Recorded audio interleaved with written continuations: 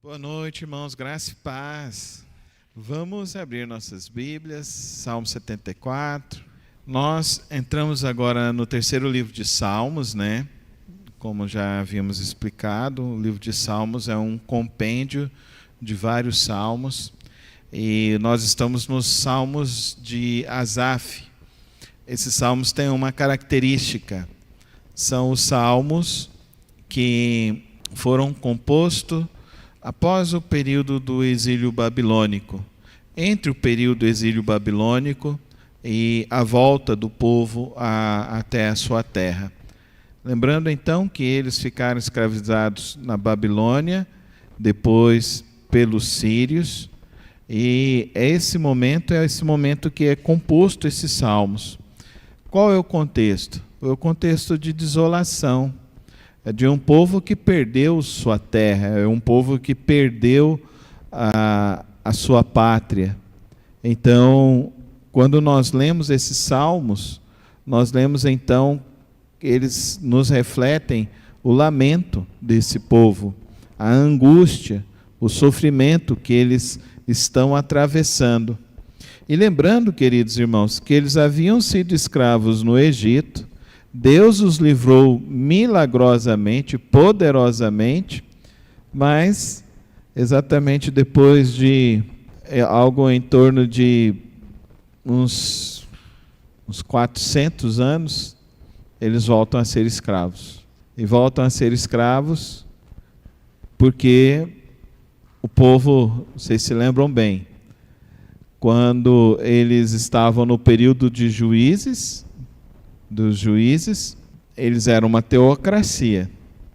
Aí, quando vem Samuel, eles pedem o quê? Eles pedem um rei. Eles não querem mais ser governados por Deus. Eles querem ser governados por um homem. E lá, quando você pega lá 1 Samuel, você vê, né, que ele fala, vocês têm certeza disso? E ele então unge Saul. Saul foi aquela decepção total. Vem Davi, a gente vê aquelas oscilações de Davi, e foi um período áureo. Depois vem Salomão. Quando morre Salomão, a divisão entre o reino do norte e o reino do sul. Um rei pior do que o outro, um rei que se gastava cada vez mais na corrupção, na luxúria, em tantas outras coisas. E assim, esse povo deixa de confiar em Deus. E aí se levantam os profetas. E vocês se lembram então que esses profetas são contemporâneos, né? Que é o profeta Jeremias, Isaías e o profeta Ezequiel. E aí é interessante que esses profetas se levantam para falar com o povo, para que ele se arrependesse. Eles vão diante dos reis para se arrepender, o povo não se arrepende, eles vão ser escravizados. E aí, nesse período desse exílio, entre Babilônia e os sírios, que aí durou mais de 120 anos, e depois eles vão ser escravizados, eles ficam escravizados novamente pelo Império Romano, eles só vão se tornar nação em 1945. Eles estão dispersos desde esse período.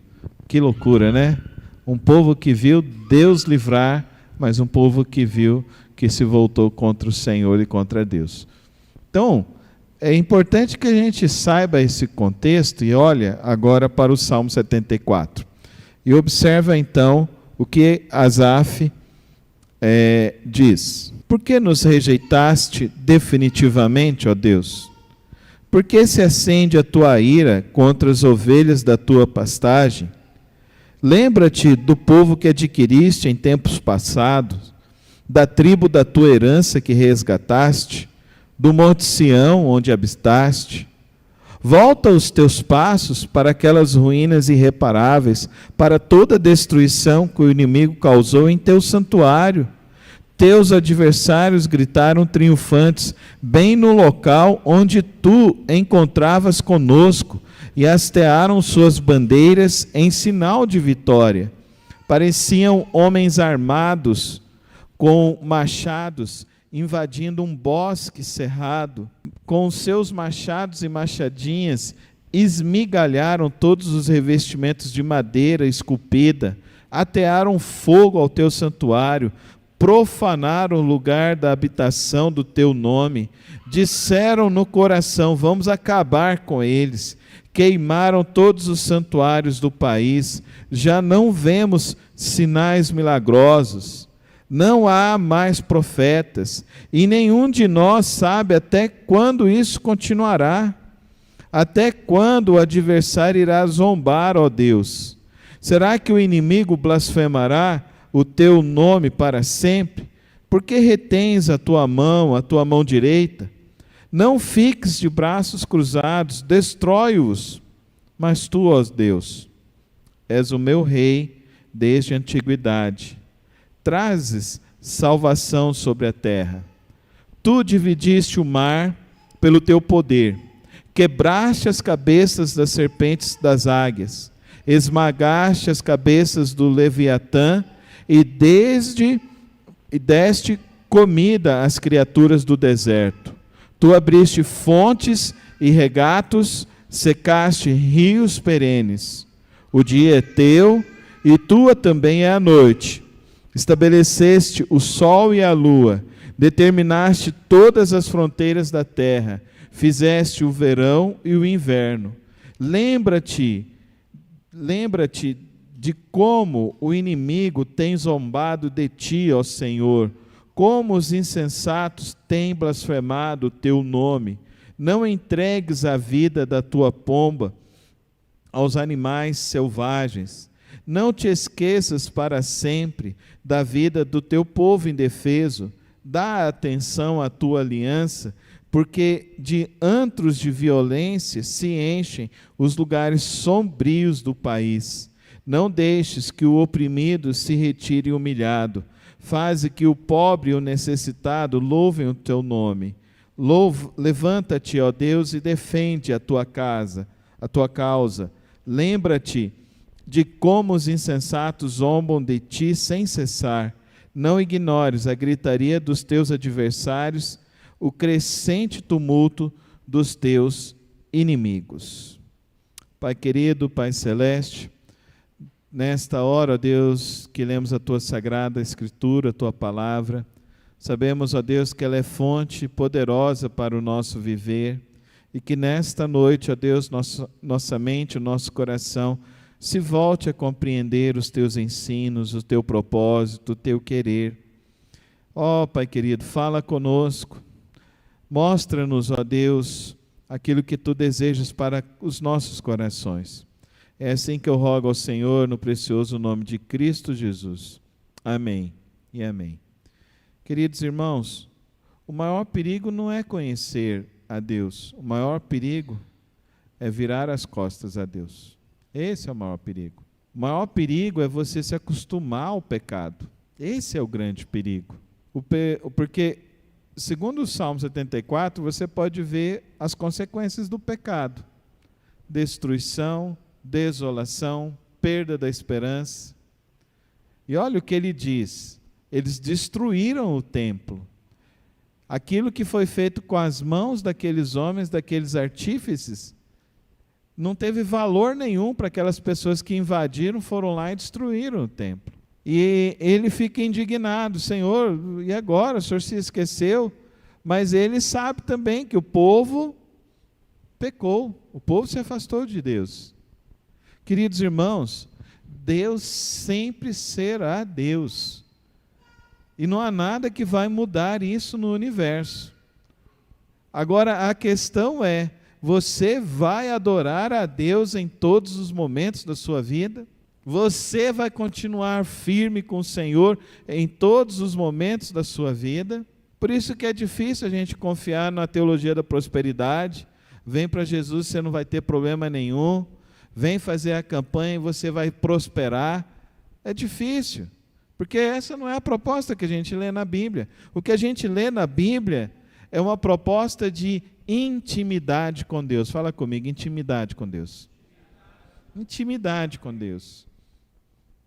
E quando você se casa, você faz um compromisso com Deus e com a sociedade, e principalmente com a família. com as famílias. Porque agora você diz assim, ó, eu estou assumindo que eu vou cuidar da pessoa que vai estar do meu lado. Não é assim que a gente fala? Não é na saúde, na doença, na riqueza, na pobreza? E o nosso compromisso com Deus? Ele não deve ser superior a esse compromisso? E qual é o problema? As pessoas deixam de viver para o Senhor. Deus não vai mudar. Deus é bom, Deus é soberano. O que Asaf está falando aqui para nós? Além dele ser soberano, ele é poderoso. O que ele diz aqui para nós? Ele diz para nós que ele agiu com milagre, que ele fez milagres, mas o que faz, o que acontece? O que impede os milagres de Deus acontecer? É o coração de Deus ou o coração dos homens? São os homens que se afastaram de Deus e os milagres pararam de acontecer. São as pessoas que deixaram de buscar a Deus. Deus não mudou. Deus continua sendo Deus. E olha que interessante, ele diz ainda mais para nós, queridos irmãos. Ele fala que esse Deus é poderoso, do verso 13 até o verso 17, você vê quão grande é o poder de Deus. Ele tem o poder sobre o quê? Ele dividiu o mar, ele destruiu animais, e é interessante essa expressão do Leviatã, né? Que é um monstro marinho, mas eles estão no meio do deserto.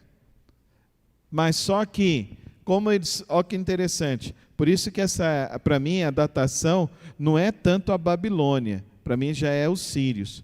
Os sírios têm essa figura do Leviatã na sua história. E os sírios têm essa figura dessa cultura que eles adoravam.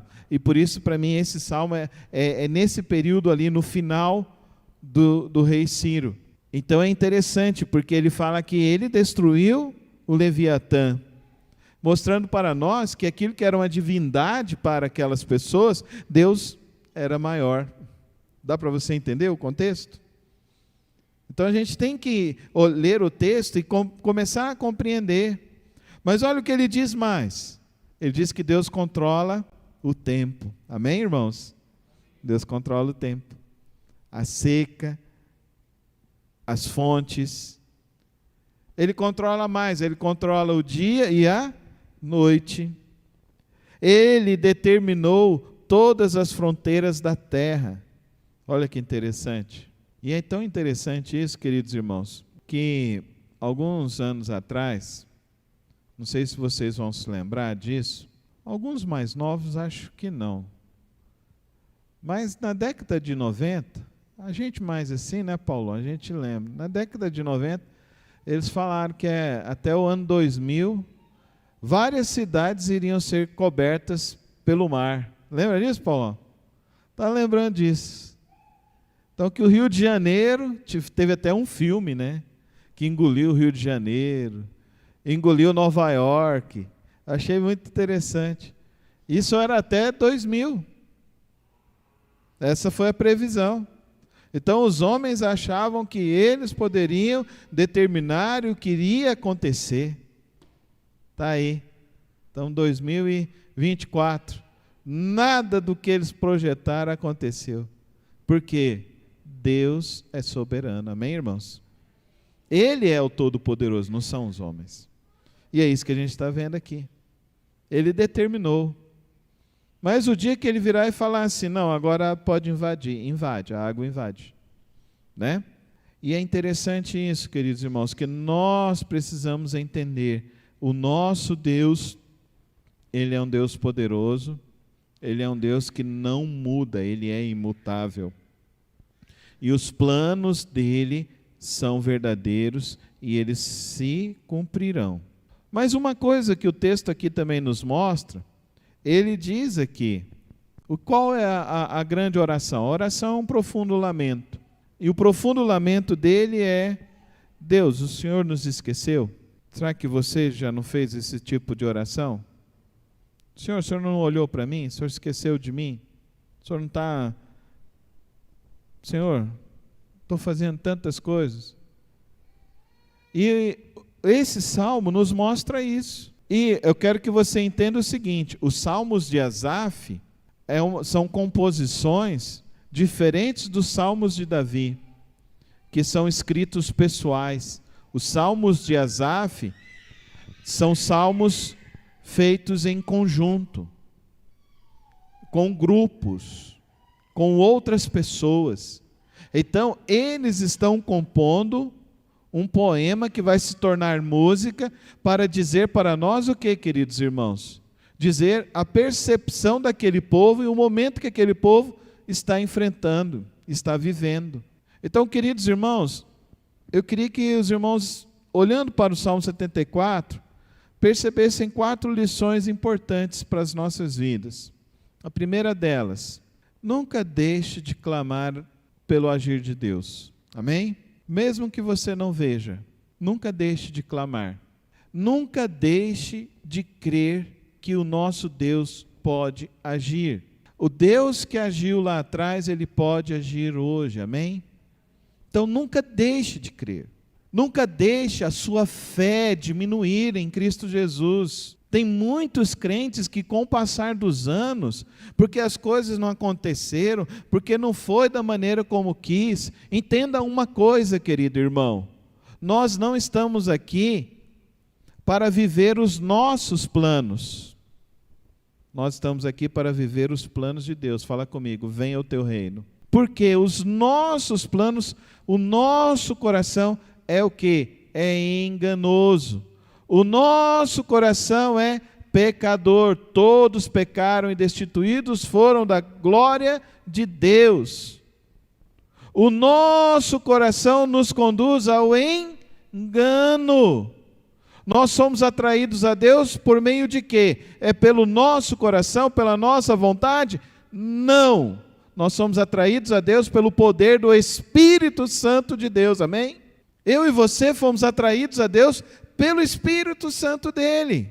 Foi a promessa de Jesus em João 16: não vos deixarei sós, mas eu enviarei o Consolador, e ele vos levará a quê? A justiça, ao perdão, à intimidade com Deus. Então nós somos atraídos a Deus pelo poder do Espírito Santo. Mas só que a igreja tem feito o quê? A igreja tem colocado que o coração do homem é bom. Isso é antibíblico. Meu coração é ruim, o seu coração é ruim. Dá para você entender? O nosso coração, ele sempre se inclina para o bem ou para o mal, irmãos? Se inclina para o mal. Tem até um ditado, né? Que a oportunidade faz o ladrão. Foi feito um experimento no Brasil, lá na Avenida Paulista. Jogavam uma nota de R$100, deixava cair do bolso, para ver se alguém pegava e entregava para a senhora que tinha caído. Testaram isso por 20 vezes. Adivinha quantos entregaram, devolveram para a senhorinha que deixou os R$100 cair? Adivinha quantos? Uma pessoa, Paulão, quem dá mais, quem dá menos? Nenhuma. Dá para você ver?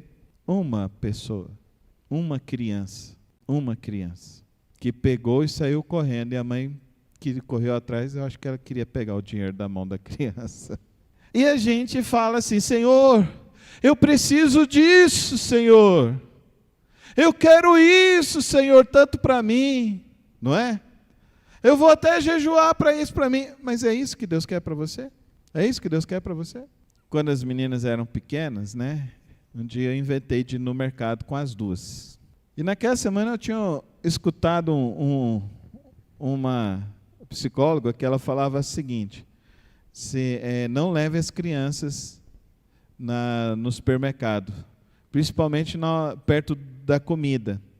E realmente, irmãos, elas queriam pegar tudo que elas queriam pegar. Mas vocês acham que elas queriam pegar maçã, banana? Não. Brócolis. Vocês acham que eles queriam pegar brócolis? Não, elas queriam pegar o quê? Salgadinho, chocolate, tudo aquilo que não presta. Elas queriam, eu falava não. E quantas vezes eu saía com uma chorando daqui, puxando a outra, desistindo de fazer a compra. E elas emburrando, chorando. Eram crianças. Mas eu, como pai, eu sabia o que era o melhor para elas. Sim ou não? Às vezes nós somos igual minhas filhas, com seus 2, 3, 4 aninhos. E a gente fica embirrado, Senhor, Senhor, Senhor, Senhor. E Deus está falando, procura o meu reino, troca o seu coração, muda a sua vida. Porque a vida que eu tenho para você é melhor, amém? E ele diz que a vontade dele é boa, perfeita e agradável. Não é a minha vontade, não é a sua vontade, não é a vontade do nosso coração, mas é a vontade de Deus. Então nós precisamos olhar para o Salmo 74 e entender que as escolhas dos líderes do povo de Deus levaram eles à ruína, levaram eles ao lamento, levaram eles ao sofrimento, levaram eles à escravidão, porque eles não se arrependeram. E foi a tal ponto que só foi haver um outro profeta no Novo Testamento quando se levantou João Batista. 400 anos de silêncio, porque o povo se voltou contra Deus e o povo não se convertia. Vocês se lembram de Esdras? Esdras é pós-exílio. E Esdras vai lá e vai procurar o quê no meio das ruínas? Vai procurar a palavra, porque o povo já nem se reunia mais para ler a palavra. Dá para vocês entenderem, queridos irmãos? O Salmo 74 nos avisa, Deus sempre será Deus, e nós precisamos viver com intimidade com Ele, e nós precisamos mudar o nosso coração e buscar a vontade do Senhor para as nossas vidas, amém, irmãos? Porque melhor para mim e para você é nós vivermos a vontade do Senhor. E a teologia da confissão positiva? Não, porque eu decreto, porque eu amarro, porque... Não, você não é nada. Quem é Deus? Você já tentou parar o mar? Já tentou? Eu já tomei uns bons caldos. Primeira vez que eu fui no mar. Ah, irmão Paulinho. Eu levei veio uma onda assim, me quebrou, eu caí, saí rodando para cá, aquele goiando para cá, né, para cá e para lá, levava para lá, não conseguia levantar, e quando foi levantar, o short já estava lá na metade eu falei, oh meu Deus, mas Deus controla o mar e a natureza. Vocês se lembram que os discípulos estavam numa tempestade, e Jesus se levantou e falou, acalma-te, e os discípulos fizeram aquela expressão, quem é esse que até o mar, a natureza, obedece? Por que nós temos a dificuldade de se humilhar e confiar em Deus? Por que nós não ficamos firmes em Cristo? Por que nós nos afastamos? E o Salmo 74 tem um aspecto para mim também um pouco interessante. Vê o verso 22. Levanta-te, ó Deus, defende a tua causa.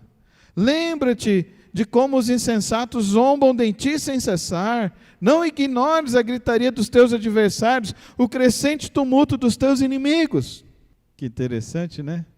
O Salmo 74 nos mostra que a rebeldia do coração do homem o afasta de Deus e traz ruínas e consequências terríveis. O verso 22 e 23 para mim é um alerta, não para Deus, mas para nós. Existe uma promessa de Deus para as nossas vidas. Amém? Existe uma promessa. Mas não é você que vai fazer a promessa de Deus chegar na sua vida e na sua casa. Isso acontece pela vontade soberana do Senhor, no tempo dEle, na hora dEle. E assim como naquele dia, lá no supermercado, não era o dia de comprar guloseimas para as minhas filhas, assim também Deus fala muitas vezes para mim e para você em nossas orações, não é esse o tempo dessas coisas para a sua vida. E será que nós estamos preparados para ouvir isso? Eu acredito que não existe oração sem resposta. Mas o problema é nós entendermos a resposta.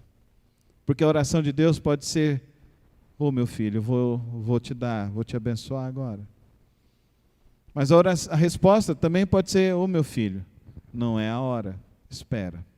E às vezes a resposta de Deus pode ser ainda assim, olha. E aí você vira e fala: Senhor, mas por quê? Ele fala: porque eu sou seu pai. Amém? E como falar isso para uma geração que não aceita um não de um pai? E Deus fala: não, isso não é para você, não é o que eu quero, não é o que eu tenho para você. O que eu tenho para você é o meu reino, é a minha vontade. Agora, para a gente não fechar assim tão triste, né? Ô pastor, e agora? Então nós não vamos orar, nós não vamos fazer nada, tal. Eu queria que você renovasse a sua esperança em qual deve ser a atitude daquele que de fato almeja confiar em Deus. Verso 21. Não deixes que o oprimido se retire humilhado, faze que o pobre e o necessitado louvem o teu nome. Amém? Olha que coisa importante para mim e para você. Queridos, a nossa maior batalha espiritual não é as bênçãos que nós queremos conquistar. A nossa maior batalha espiritual é a morte do nosso orgulho. Essa é a nossa maior batalha espiritual. Quando Deus nos concede algo, nós falamos: obrigado, Senhor, a Ti toda a honra e toda a glória. Amém? Quando Deus não dá, a gente faz a oração de Jó: obrigado, Senhor, porque o Senhor deu, o Senhor tomou, e louvado seja o Teu nome hoje e para sempre. Agora, só seremos capazes de matar o nosso orgulho, o nosso eu, se nos humilharmos diante de Deus. Então, a pobreza não é social, a pobreza é a nossa condição humana. Somos pecadores. Vira e mexe, somos sobressaltados, não é nem pelo inimigo de nossas vidas, sabia? Pelos nossos próprios desejos. Vira e mexe, a gente se acha alguma coisa. Vira e mexe, a gente se acha assim: não, eu mereço isso. Isso me lembra, a minha filha chegou com a nota 9. Ó pai, eu mereço um sorvete. Eu virei e falei assim: não, minha filha, você não merece o sorvete. E mesmo se você tivesse 10, você não ia merecer o sorvete também. Porque você precisa entender que você precisa ser melhor todos os dias. Amém, irmãos? Eu e você, andar com Cristo Jesus é isso. Negue-se a si mesmo, tome a sua cruz e siga-me dia após dia.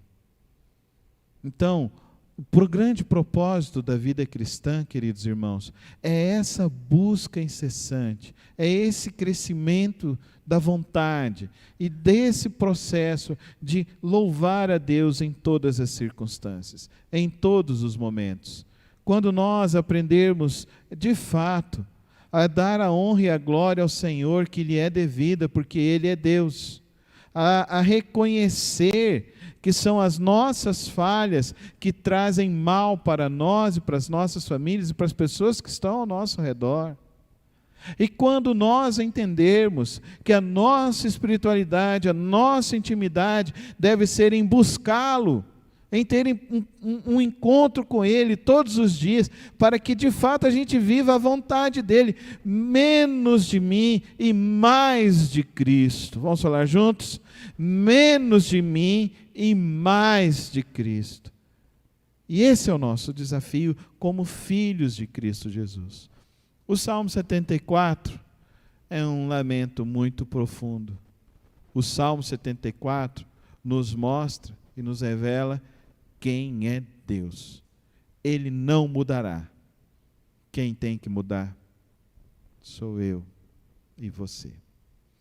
Que o Santo Espírito do Senhor conduza as nossas vidas ao arrependimento, à mudança de vida e uma confiança plena no Deus Todo-Poderoso. Amém? E queridos, isso me leva a uma simples reflexão para finalizar. Como nós temos orado? Como nós temos buscado? A nossa busca ainda é porque a gente quer uma bênção? Ou a nossa busca é porque a gente entendeu que já temos a bênção? Amém? Qual é a nossa bênção? A gente conhece Deus, amém? A gente tem livre acesso a Deus. O Salmo 74 é essa clareza de que a gente o busca pelo que é e não pelo que Ele faz. Que esse seja o seu propósito de vida, o meu propósito de vida. Buscar a Deus pelo que Ele é e não pelo que Ele faz.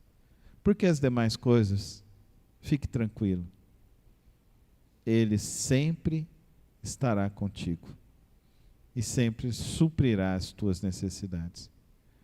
E olha que interessante, quem estava lá no palácio de Ciro? Daniel. E o que aconteceu com Daniel? O profeta. Foi parar onde? Na cova dos leões. E foi parar lá por quê? Porque ele era fiel. O rei Ciro falou, não é para orar mais. Daniel ouviu isso? Não, ele ouviu a Deus, amém? Ele ouviu a Deus. Melhor é ouvir a Deus, amém, irmãos? Melhor é ouvir a Deus. E ele orava de manhã, de tarde e de noite. O rei perguntou, ô Daniel, eu falei que não era para fazer essas orações mais. Você está fazendo essas orações? Estou. Como assim? Porque para mim é melhor agradar a Deus do que agradar aos homens. Amém? Que Deus nos torne assim, homens e mulheres, com essa dignidade espiritual. Amém, irmãos? Com essa dignidade espiritual. O propósito da igreja é esse. É sermos elevados a uma dignidade espiritual, como foi Daniel.